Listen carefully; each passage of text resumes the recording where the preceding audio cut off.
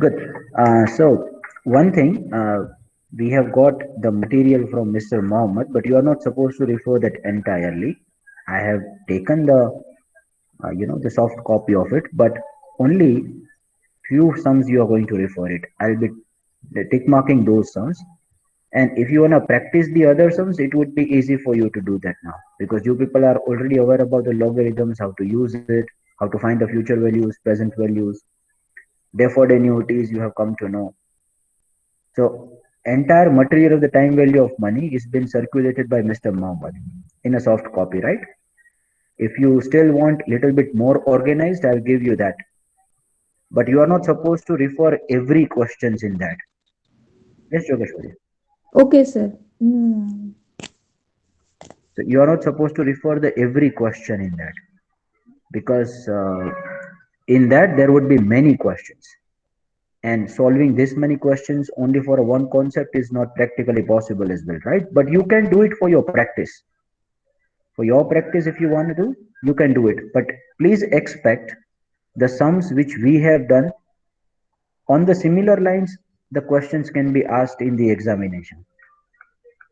So no variety will right. So no variety will be asked to you, which will be outside the scope of what we have done. Okay, one more has been circulated by him. That was the loan amortization. Now, loan amortization is basically the concept of the time value of money only. Now, if you want me to repeat that loan amortization, we would be doing it. But I do not think that I'll be asking the loan amortization or anyone would be asking the loan amortization now in this stage. Right? So we'll take one sum of it. Fine, no worries. Later on. And few concepts like fixed interest securities and zero coupon bonds.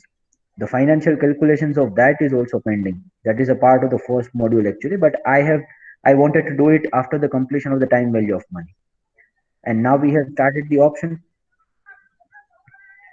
Now we have started the options. So let's complete the options first of all. Option Greeks, the calculations behind it, and then we will go to the remaining concepts of the first and second module, right? So absolutely do not worry, nothing will be uncovered, and everything which has been circulated by Mohammed. No, you are not supposed to refer each and every questions of it, as I have stated earlier, right? Repeating this, reiterating that, so that you won't be confused. Expect only the variety that we have done. Outside the scope of the variety will not be asked. Okay, but others, the questions which are outside the scope of variety we have done, you should do this for your practice. I'm sure you will not be finding any difficulty in that. Somewhere you might get little bit mathematically stuck, but you know how to take the logs as well. So for practice, it would be good for you, right? So loan amortization question we would be doing, and few concepts related to the fixed income securities and the zero coupon bonds, the valuation of those. That is also based on the time value of money only. Will be done at the after we complete these options. Okay, so let me again clarify the psychology of the option sellers and option buyers. Let me just give you the brief overview about that. So we had taken the example last time around, right? So that was basically the contract entered between Ms. Yogeshwari and Mr. Mohammed. And we tried to think from the perspective of the put option as well as from the call option, right? So basically call option is nothing but right to buy that we had seen, if you can recall it. Now, anyone would like to take the right to buy only if he is little bit bullish about the movement. When I say bullish, that means he is expecting the price to go up. That's why he is fixing his right at the he is fixing his right at a specified price. So that specified price we had taken was the 50 lakhs. Now that is also called as the strike price in options language. So basically what we are doing is we are buying a right to buy something at 50 lakhs. So what's the psychology of the seller of the call option? The seller of the call option do not feel that the price will go up. That's why he will sell the call option.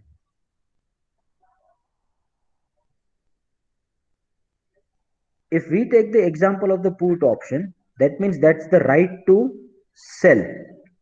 So who is getting the right to sell? The person who is buying it, right? The person who buys the put option gets the right to sell. Now, what do we understand by the right to sell? That means he is expecting that the prices will fall. He is expecting that the prices will fall. Just a second, I'm sharing the screen. Now, why is expecting the prices to fall? He would have any other reasons. So, who has got the right to sell? First of all, the person who buys the put option has got the right to sell. So, his psychology is that he is feeling that the price of this security, whatever the property is there in the question, may go down. That's why he is buying the put option. Now, let's understand the psychology of the seller of the put option. Now, seller of the put option is against the mandi. When I say he is against the mandi, that means he or she is expecting that the price will remain stable or it will go up. It's exactly against the conclusion made by the buyer. So here the buyer makes the conclusion, the call options buyer, that price will go up. Seller will say that no, price will not go up. It will go down or it will remain stable. The buyer of the put option expects that the price will go down. He is expecting that the price will go down. The seller of the put option will expect exactly the reverse. He would say that the prices will go either up or it will remain stable. That is the basic psychology behind anyone who is entering into the contract of call and put. Why I'm doing this? Because we are going to study the option Greeks. And until and unless we don't know how to value the options, how the premiums are built and calculated, what's the psychology of the option sellers and buyers, till that time we'll not be able to understand this. Is it clear? May I have the confirmation on this, please? Everyone, may I have the confirmation from Ms. Jinkal, Ms. Jogeshwari, Mr. Mohammed, Poonam? Clear, sir. Good. Now see, the option buyer wants to minimize his or her risk. He do not want to take the unlimited risk. So that's why the option is being bought. The basic reason why anyone would be buying the option is that he wants to minimize the risk. His maximum risk is the amount of premium he or she is paying. And we have seen quite a few examples for this, right? Last time around, I had given you many examples for this. Option buyer and option seller both have the exact reverse kind of a risk proportion. Now, here in this case, the person who is the buyer of the option, no, either call or put, has the minimum risk, or I may say that it is a limited risk. Why it's a limited risk? Because maximum amount he or she can lose is the amount of premium.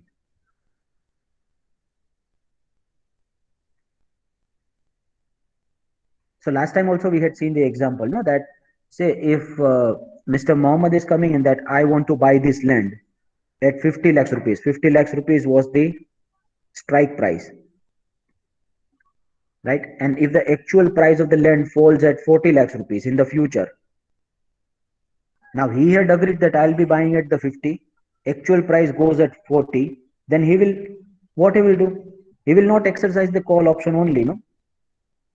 Because he wanted to exercise the call option only if the actual price goes beyond the strike price.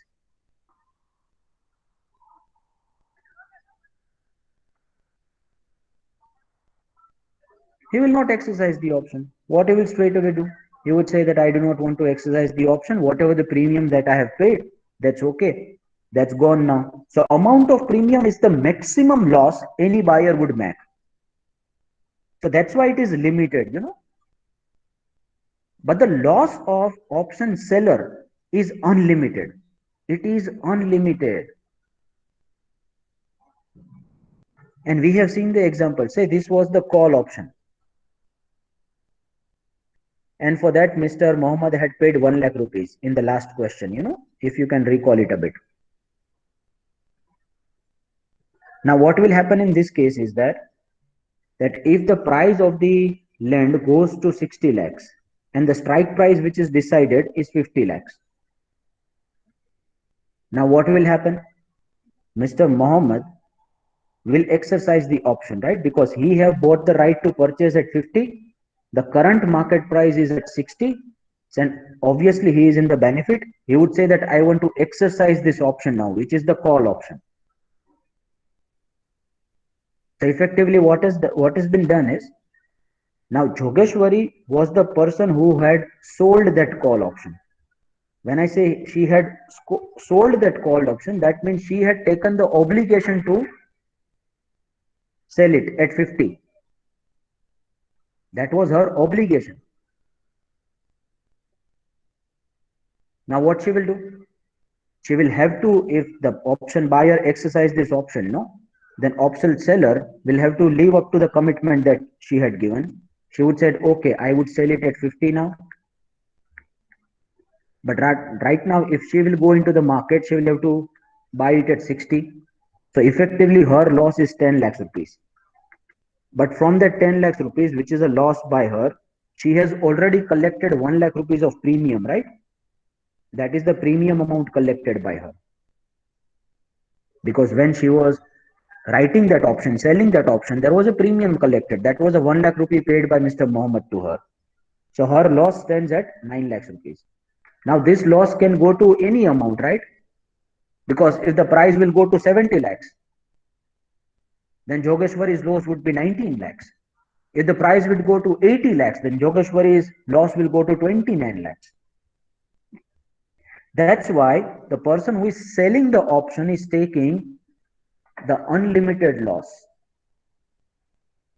And when there is an unlimited loss, obviously, sir, the risk is also unlimited.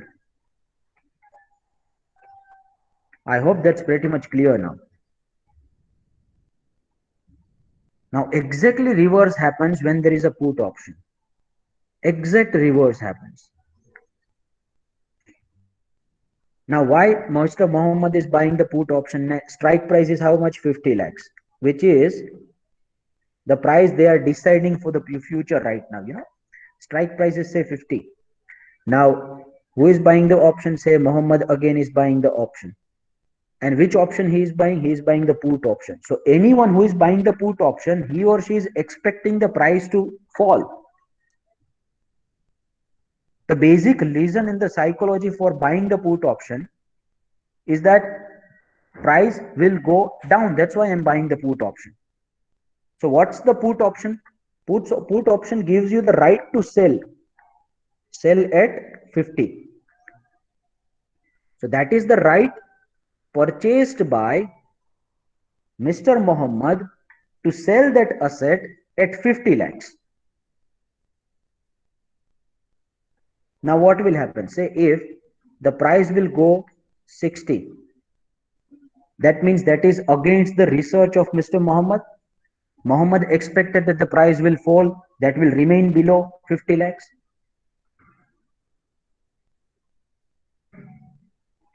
That is against his expectations. Now he would not sell it at 50 now, because now what if he will sell it at 50, then what will happen? He will sell it at 50, and now if he'll go in the market, he will buy it at 60. So he will be in the loss, and his loss is limited because he is the buyer of option. He would say that I do not want to exercise the option. Fine. So whatever the money that I have paid, that is a 1 lakh rupee as a premium. Let it go. Let it go. I do not worry much about this 1 lakh rupee. Fine, let's go. That will go. He will not exercise this option. Now this option is right to sell. He has purchased the right to sell this land at 50 lakhs rupees. He will obviously not sell it at 50 if the market price goes to 60 after the expiry of say 1 or 2 years. And this option contract has the expiry. It is the expiry. The expiry could be, in this example, we had taken the 2 years. Actual options will works in a different way, but I just wanted to clarify the entire conceptual framework. That's why I had given that example.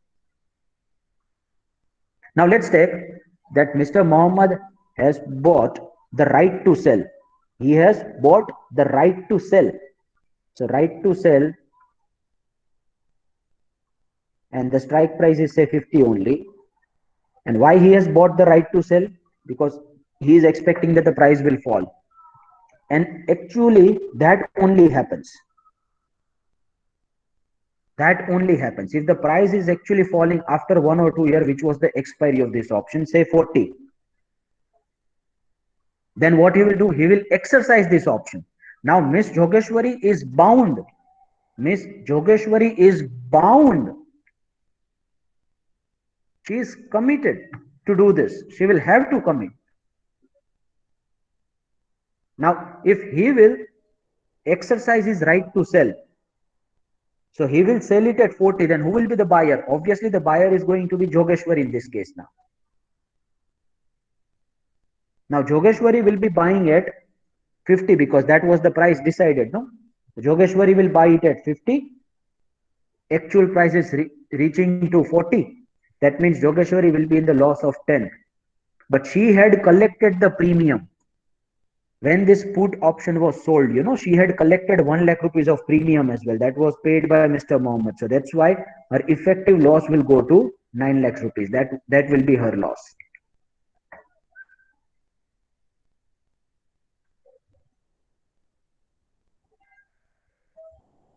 So from this, I can conclude, everyone can conclude is that, let's put it one as a risk, another one is the return. One is call, another one is option. You may copy this, another one is the put, sorry. You may copy this matrix. Huh?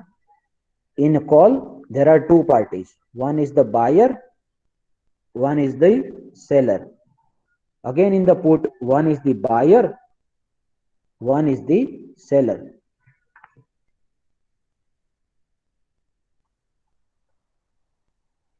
Right? And let's take the risk profile for all of this. The risk profile is every buyer, whether it is a call or put, every buyer have the risk which is limited. So here the risk is limited, as simple as that. Buyer of the put option, risk is limited.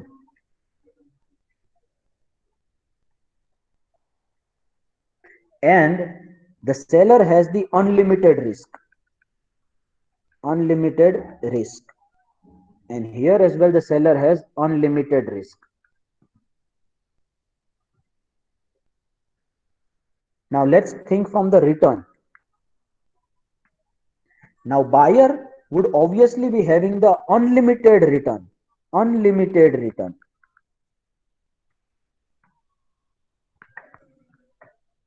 Buyer of either the call or put would obviously be having the unlimited return. But the maximum return of any seller would be the amount of premium collected by them. They cannot have any return which is more than the amount of premium collected by them. That is the maximum return of any seller. That's why the return is limited. Because ultimately what Jogeshwari is going to get by selling the option, the maximum amount that she can earn by selling the option is the amount of premium collected by her. That was a 1 lakh rupee. As simple as that. You take any example, her maximum amount of return will always be the 1 lakh rupees only. Let's take another example, how her return is only limited, whether it's the call option or put option. Say the call option was written by her. When I say written by her, that means she is the seller of the call option. Right? Now the call option had a strike price of 50. That was a price decided between the buyer and seller of the option. Now say actual price, this was the call option, right? that was exercised by that was bought by Mr. Mohammed.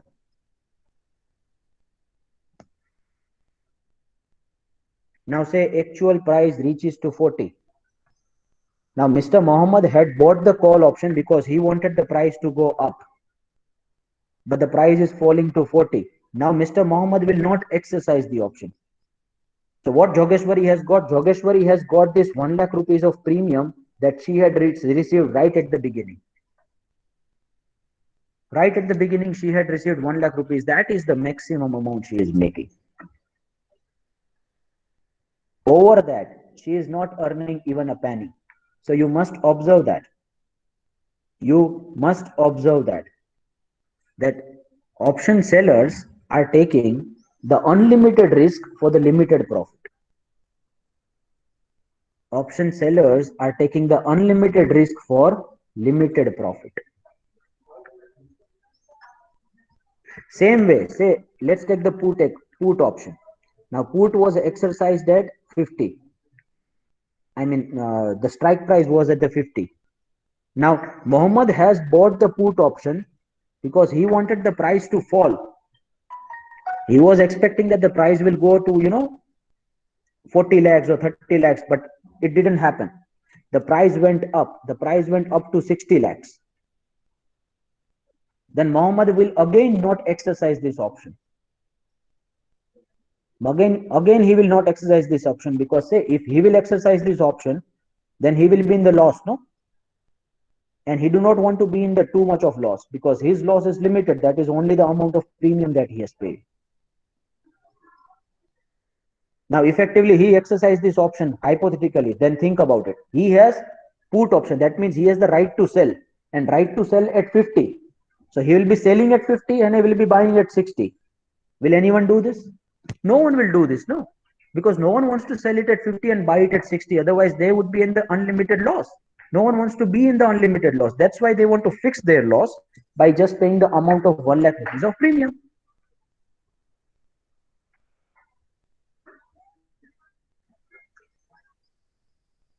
I hope you are now understanding this entire psychology.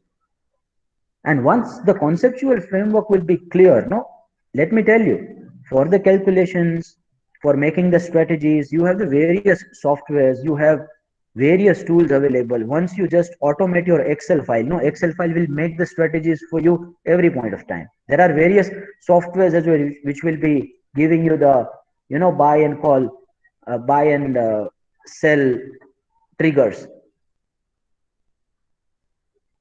But why people are getting stuck here is that their conceptual understanding is not clear.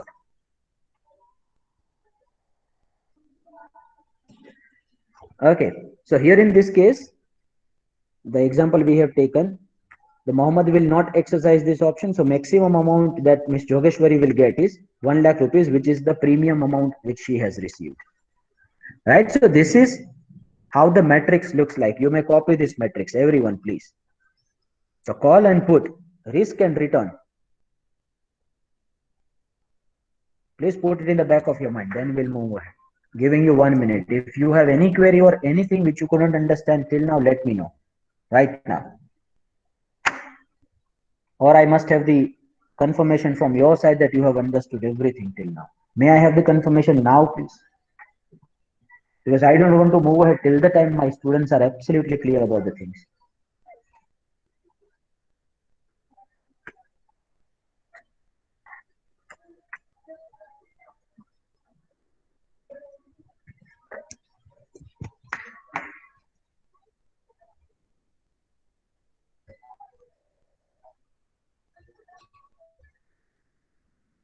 How about Mr. Ali, Miss Poonam, Miss Anshu, Miss Avni, Mr. Mohammed?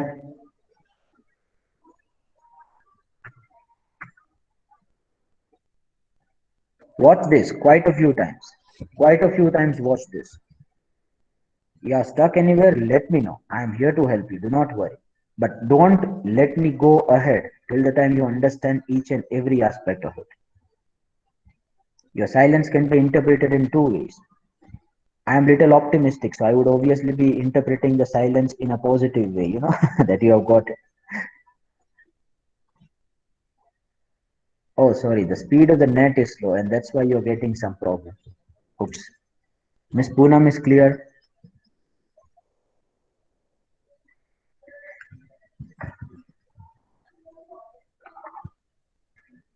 Okay. Now let me clarify a few terminologies in this case.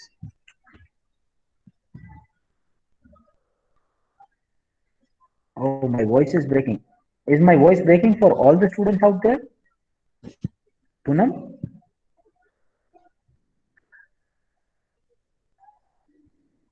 Oh, sorry. Fine, no worries. Now, let's understand few of the terminologies. Now, options will always have some expiry. It cannot remain for the unlimited number of periods, you know. Now, what are the expiries? Now, there are, as far as the stock options are concerned, no, there are commodity options as well. Options are traded, futures are traded for, derivatives are traded for gold as well, for jewelry to, apna silver to. There are forex as well. But when it comes to the stock, that means the shares. For that, we have two types. One is the index, another one is the uh, individual stock. So you people are aware about the index, right? Right now, the future and options are available only for Nifty and Bank Nifty, which are the index. Nifty and Bank Nifty, only those index we would have the futures and derivatives. The options and futures are being sold only for Nifty and Bank Nifty as far as the index are concerned. You people are aware about the index, right? Or you must have studied that in the basics of financial institutions, which you might have got the exposure somewhere in your semesters, second or third, I don't know. And for individual stocks, there are selected stocks around 150 to 200 for which you have the options and futures available. So futures and options for the stocks, all those stocks, the categories of stocks, will get added, we may get removed on a periodical basis. If the market capitalization of the some of the companies goes too low, then the derivatives will not take place. Now you have the expiries. Now, what are these expiry? At some point of time, this option should expire, right? Because you want, let's say, I'm right now, if you are just buying the call option of one particular stock, then you want to do the settlement at one specified date. It cannot prolong for undefined period. At one specified date, we want the settlement to take place for the price that we have decided. So there is obviously going to be the expiry. Now, expiry, at any month you will go, no, then the three futures are available to you. For 3 months, futures available to you any month you go. And that would be the last Thursday of the month. So right now, today is the last Thursday of the month only. That's 25th of February. You may see this is the Thursday only, right? So this is the last Thursday of the month. So today we have the expiry of this month's future. And the options are also available on these three expiries only, 3 months. So for the month of February, you have the one future being traded, one option being traded. For the month of March, you have the one option being traded, one future is being traded. And for the month of April as well, you have one future being traded and one option being traded. So right now, at any point of time you go in the market, you would have the three series of expiry dates, which are basically 3 months. And when they will expire, they would expire on the last Thursday of every month.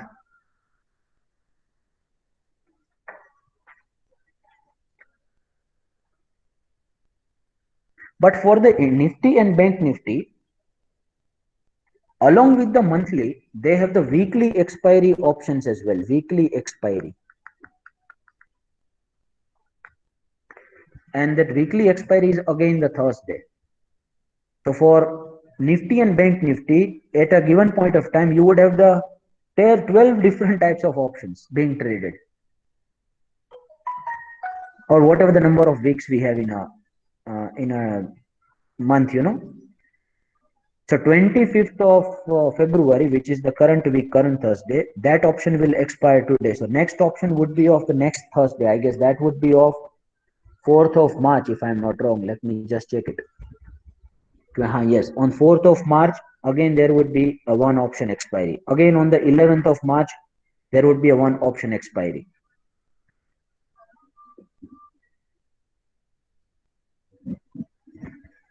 But that weekly is available only for the Nifty and Bank Nifty. That is not available for the stock options. For stock, weekly is not available. For stock only, monthly is available. Right? So that is the expiry. At some point of time, the settlement should take place. No? Then there is one more terminology which has been used. That is CE and PE. You must observe that somewhere when you buy the purchase the put option or call option, no, you will see that sir CE or PE is written. So E stands for the European option.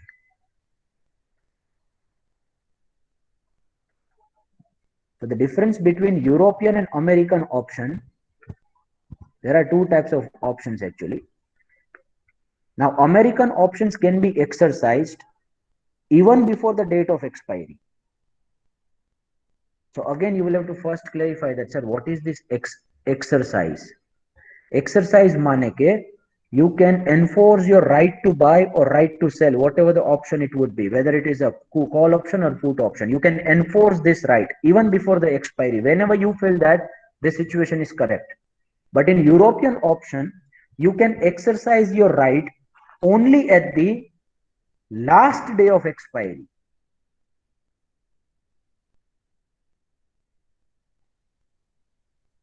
You cannot exercise your option within this time period. That is the European option.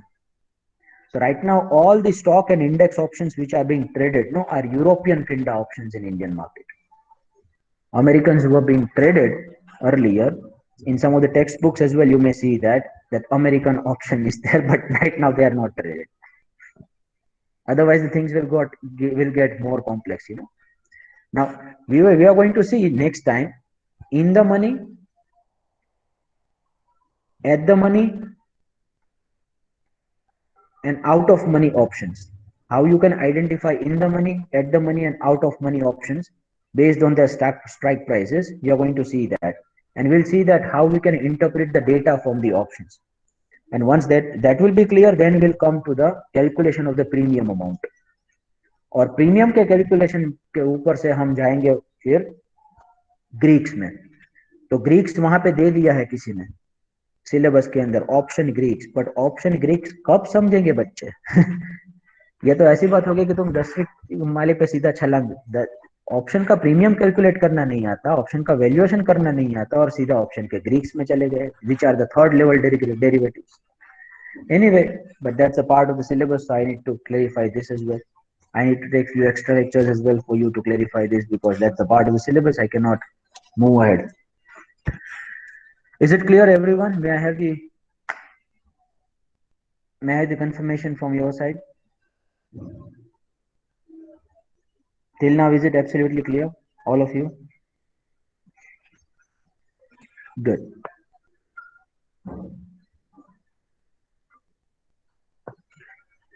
Okay, once it is done, then you may disperse from the lecture. You can put your enrollment number as a part of your attendance, and once the enrollment number is there, you may disperse from the class.